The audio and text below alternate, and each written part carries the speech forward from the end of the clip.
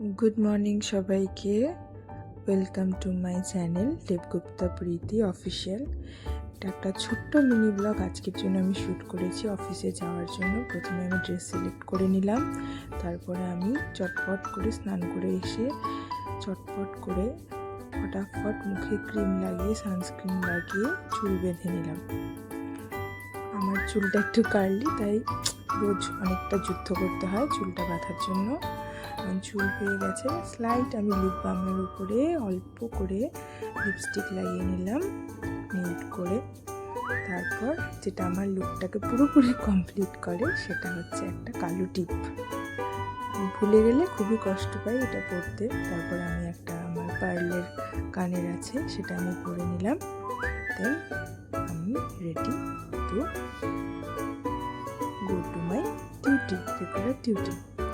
Sorry, ঘড়ি পরতে ভুলে গিয়েছিলাম, তারপর চট করে ঘড়িটা পরে নিলাম। অ্যান্ড দেন মাই ভিশন, মানে যেটা ছাড়া আমি চোখে দেখতে পাই না বলতে গেলেই চলে, মানে দূরের দৃষ্টি। আমাদের মাইনাস পাওয়ার, তাই আমার দেখতে খুবই অসুবিধা হয়। তারপর আমার মা লাঞ্চ রেডি করে রেখেছিল, সয়াবিনের তরকারি, তারপর বাঁধাকপি ঘন্ট আর ভাত। সেটা আমি চট করে প্যাক করে নিলাম। রোজ সকালে মাই আমাকে প্যাক করে দেয়, আজকে একটু মায়ের কাজ পড়ে গিয়েছিল, তাই মা সব রেডি করে রেখেছে। আমি জাস্ট ব্যাগে ভরে নিয়ে চট করে আমার ব্রেকফাস্টটা কমপ্লিট করে নিলাম।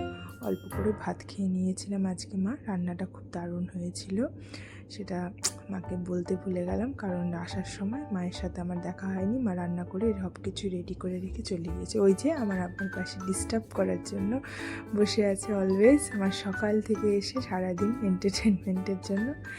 আমি চটপট করে ব্রেকফাস্ট করে বেরিয়ে গেলাম। খুব রোদ পড়েছে, ঠান্ডা মোটামুটি হালকা হালকা লাগছে। আমার একটু ঠান্ডাটা বেশি লাগে। এই আমার বাড়ির সামনের রাস্তা, আর এখানে এই যে ছোট্ট স্কুল, আনন্দময় স্কুল। মাকে আমি টাটা বলে দোকানে, এটা আমাদের দোকান, টাটা বলে আমি অটোর দিকে চলছি, গাড়িতে উঠে যাব এখন। আমি রওনা হলাম আলিপুরদুয়ারের জন্য, যেখানে আমার অফিস। আমার বাড়ি থেকে প্রায় 20 কিলোমিটার দূরে। রোজ আমি হয় ভক্তিমূলক গান বা কোনো না কোনো সফট মিউজিক শুনতে শুনতে আমি 20 কিলোমিটার চট করে পেরিয়ে যাই। এই যে নামার পরে আমি উঠে গেলাম টোটোতে উঠে এই বেশিক্ষণের রাস্তা না, 5 মিনিটের মধ্যে আমি টোটো করে পৌঁছে যাই আমার গন্তব্যস্থলে। এই আমার টার্নিং পয়েন্ট, এখানে গিয়ে আমি মোটামুটি আমার অফিসের ঠিক কয়েক পা দূরে আছি, পৌঁছে যাব। তারপর এটা একটা স্টিল ফ্যাক্টরি, যেটা ক্রস করে আমার অফিসটা পড়ে আলিপুরদুয়ারে। আমি পৌঁছে গেলাম।